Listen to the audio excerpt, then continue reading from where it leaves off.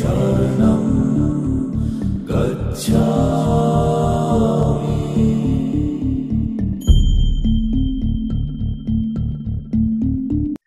नमो बुद्धाय, जय भीम साहब।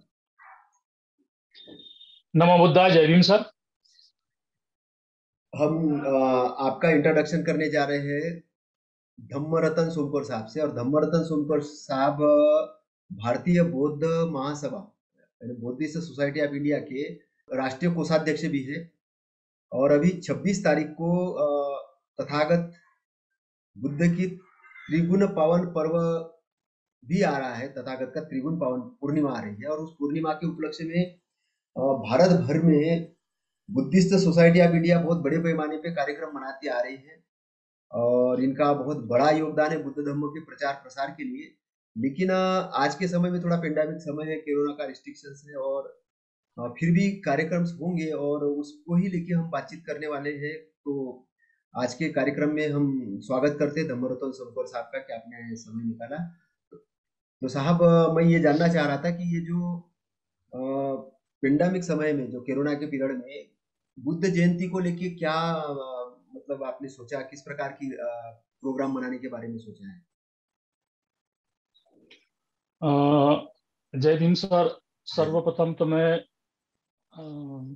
महाकारुणी सम्यक संबुद्ध की 2565वीं जयंती पर सभी देशवासियों को the Buddhist society of India के केंद्रीय कार्यकारिणी के सदस्य, मध्य प्रदेश राज्य शाखा और अन्य शाखा के पदाधिकारी, समस्त जिलों के पदाधिकारी एवं ग्रामीण स्तर पर भी हमारी बुद्धिस्ट सोसाइटी की शाखा है, उन सभी पदाधिकारियों को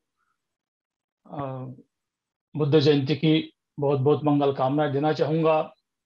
और इनके साथ साथ ही हमारे देश का अखिल भारतीय भिक्षु संघ है, भिक्षु महासंघ है, और इनके साथ साथ में ही विश्व स्तर पर अनेकों बुद्ध धर्म प्रचार प्रसार की संस्था है, जिसमें Mahabodhi society of Sri Lanka, friends in Dhamma, world Buddhist alliance और डे ऑफ वैशाख ऑर्गेनाइजेशन जैसे महत्वपूर्ण संगठन विश्व स्तर पर काम करते हैं। हमारे देश में भी बुद्ध धर्म के प्रसार प्रसार के हेतु बहुत से संगठन हैं। उन सभी संगठनों को मैं बुद्ध जयंती की हार्दिक मंगल कामना देता हूँ। मेरे कलीग्स, चाहे शासकीय कार्यालय से संबंधित हो, अशासकीय संस्था के कर्मचारी हो, सहपाठी, मेरे वरिष्ठ सामाजिक गण, सभी को, और आप अनिल गोलाई जी, आप भी आपके एक चैनल के माध्यम से बुद्ध धर्म के प्रसार प्रसार का कार्य करते हैं, तो आप सभी को मैं बुद्ध जयंती की बहुत बहुत मंगल कामनाएं देता हूं। जैसा कि आप जानते या सारा विश्व जानता है, वर्ष 2021 और 2020 में जो तथागत बुद्ध की जयंती के समय में ही कोरोना महामारी का खिलाफ रहा है। और इस महामारी के दौरान विश्व स्तर से लेकर भारत में भी तथागत बुद्ध की जो जयंती होती है उसका सेलिब्रेशन प्रॉपर तरीके से नहीं हुआ, क्योंकि विश्व स्तर पर भी आप जानते हैं बहुत बड़े बड़े कार्यक्रम होते थे।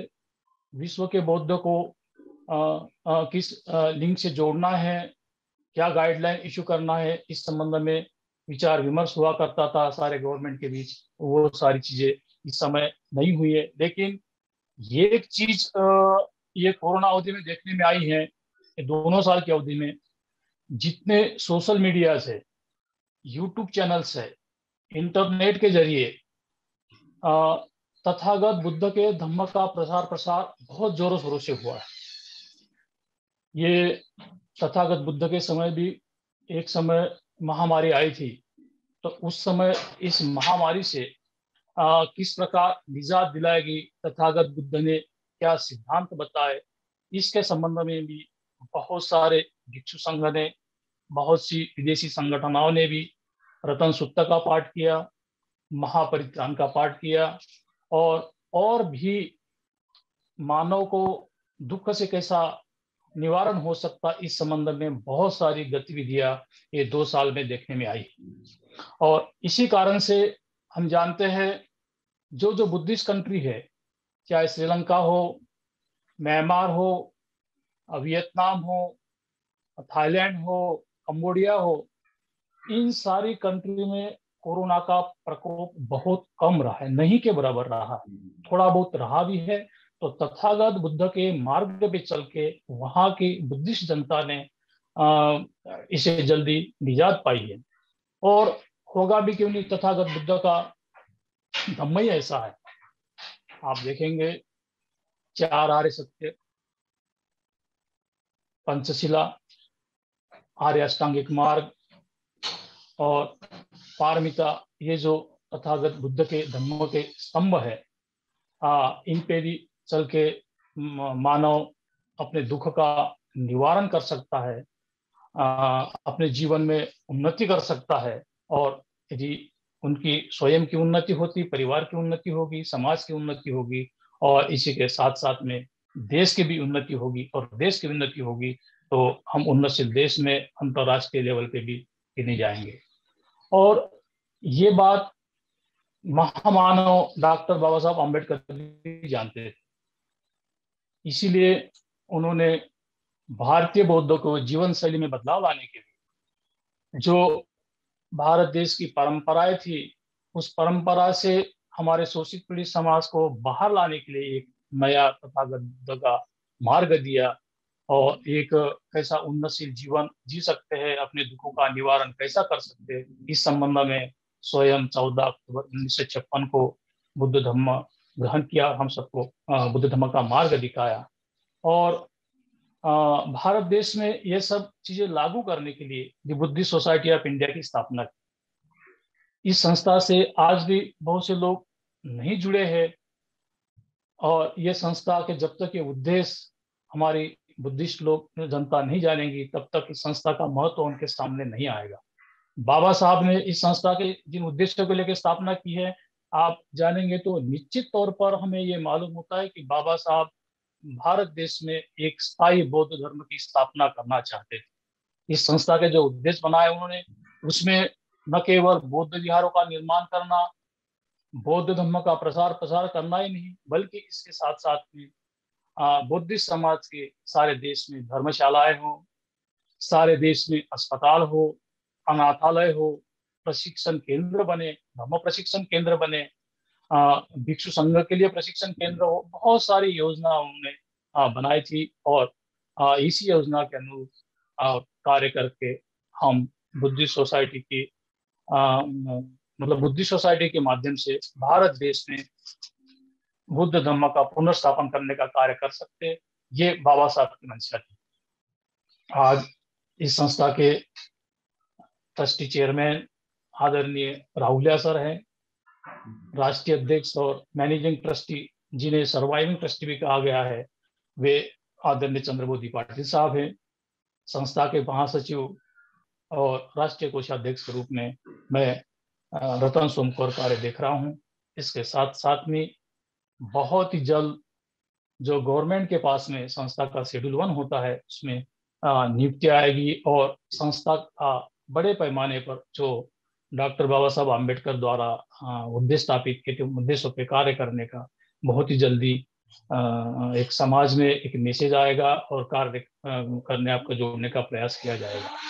मैं आज एक त्रिगुण पावन पूर्णिमा के अवसर पर, बुद्ध जयंती के अवसर पर देशवासियों को, सभी समाजवासियों से यही नम्र निवेदन करना चाहता हूँ, इस संस्था से जुड़े, इस संस्था के सदस्य बने, आजीवन सदस्य बने, और बाबा साहब का जो उद्देश्य था भारत को बुद्धमय बनाने का, भारतीय लोगों का दुख दूर करने का, भारतीय लोगों की उन्नति करने का, इस मिशन में जुड़े, निश्चित तौर पे ही बाबा साहब का सपना साकार होगा, और हम भारत देश में नए सिरे से बौद्ध धर्म की स्थापना कर पाएंगे। आज कोरोना के समय आपने भी हमें समय दिया, और हमें भारतीय बुद्धिस्ट जनता को मैसेज आपके माध्यम से पहुंचाने का कार्य किया। आपको भी मैं तहे दिल से धन्यवाद देता हूं।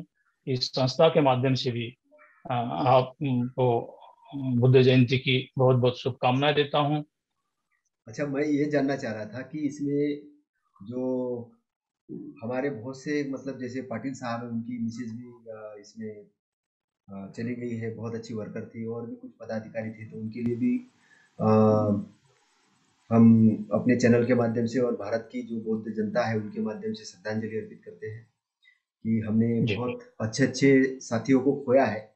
और जी स्पेशली मैं ये कहना चाहूँगा कि सभी लोग स्वस्थ रहे, और सभी जो भी पीड़ित है वो रिकवर हुए, हम तथागत से यही वंदना करते हैं।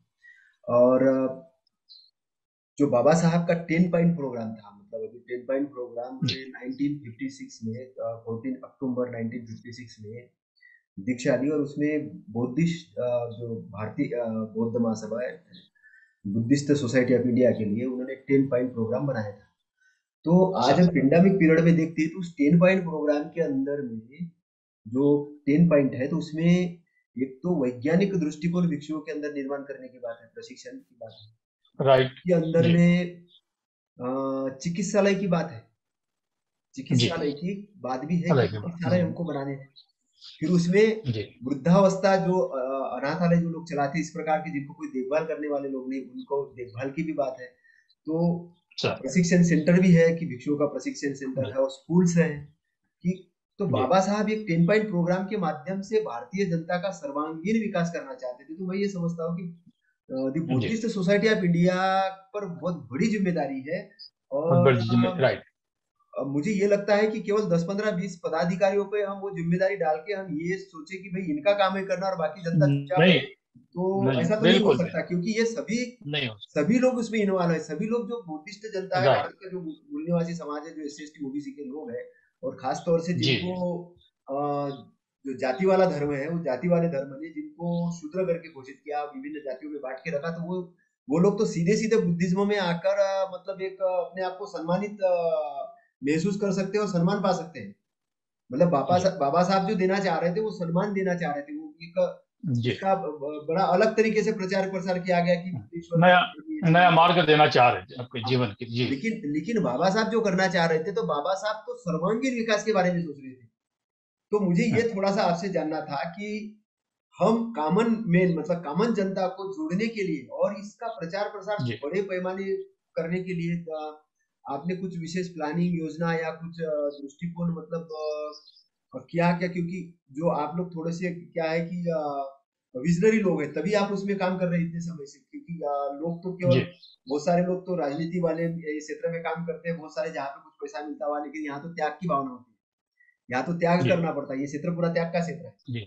है ना? बिल्कुल बिल्कुल सही हाँ, कहा तो आपने। इसलिए समाज समाज आप लोगों से बड़ी आशा रखता है। तो मैं ये जी जानना चाह रहा हूँ कि त्रिगुण पावन पूर्णिमा के उपलक्ष्य में कि धम्म के प्रचार प्रसार के तथागत भी कहते हैं कि जो सब दानों में धम्मदान सबसे बड़ा दान है। जितने भी दान जी करते हैं तो धम्मदान सबसे बड़ा दान है, और भारतीय बौद्ध महासभा के माध्यम से यही काम हो रहा है कि हम बहुत बड़ा जी श्रेष्ठ काम कर रहे हैं। तो इसमें आने वाले समय में पेंडेमिक पीरियड तो आने वाले समय में निकल जाएगा, तो आने वाले समय में क्या प्लानिंग की है, किस प्रकार से मतलब इसमें कुछ आपका थोड़ा सा मार्गदर्शन और मिले तो बढ़िया रहेगा, कि सामान्य जनता को मतलब हम बता सके कि ये जी आपके माध्यम से कुछ डिटेलाइज किया जा सके। जी। देखिए, इस संस्था से जो लोग जुड़े हैं, जैसा आपने अभी बताया, पाटिल साहब का बताया, उनका पत्नी का भी इसी कोरोना के समय निधन हुआ है। पाटिल साहब तो है ही है, और भी जितने भी लोग अभी संस्था के साथ जुड़े हैं, बड़े विद्वान लोग हैं। इन लोगों ने सेक्रिफिकेशन किया है समाज के लिए, और इस संस्था को समाज के हित में अभी तक एक कह लीजिए कि बचा के रखा है।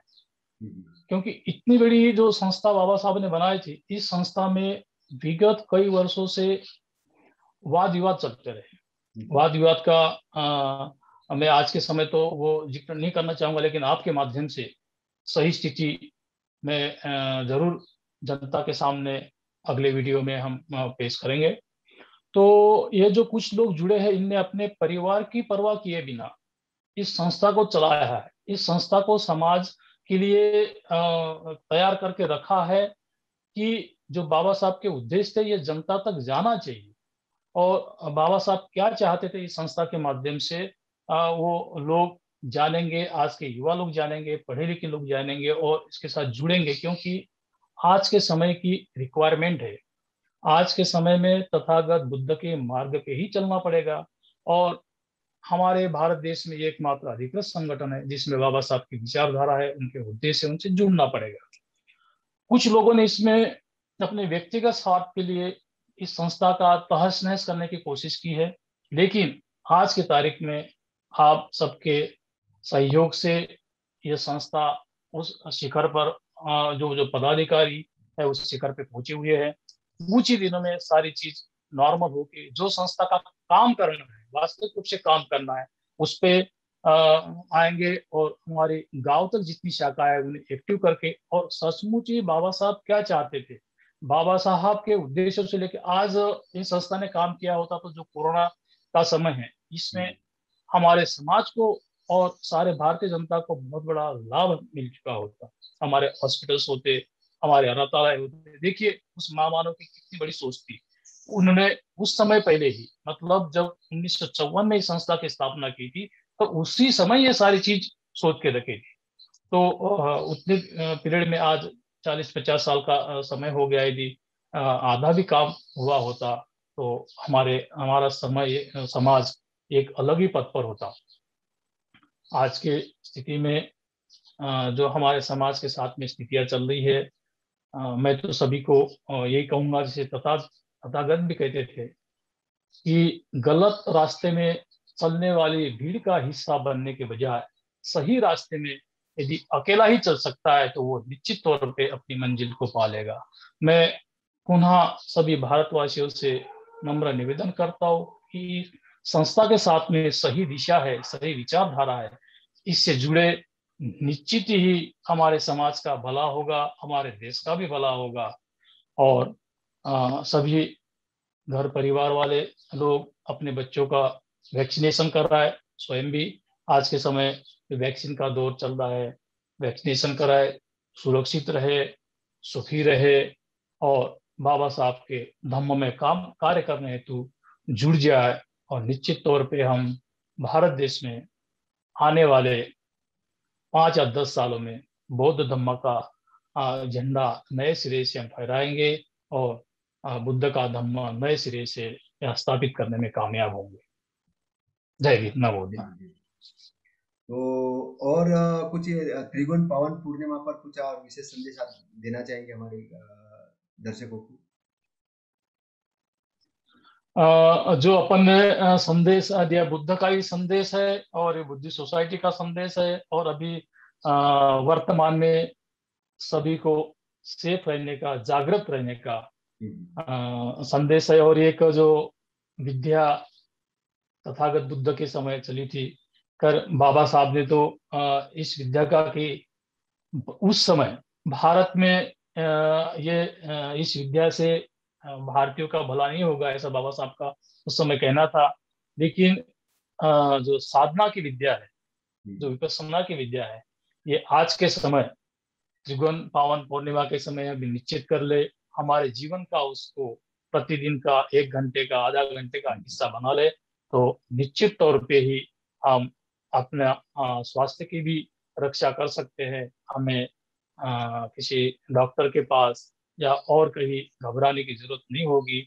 इससे आपका मन कॉन्सेंट्रेट रहेगा और सारी जड़ एक मनुष्य, मानव के लिए सारी जड़ एक मन है।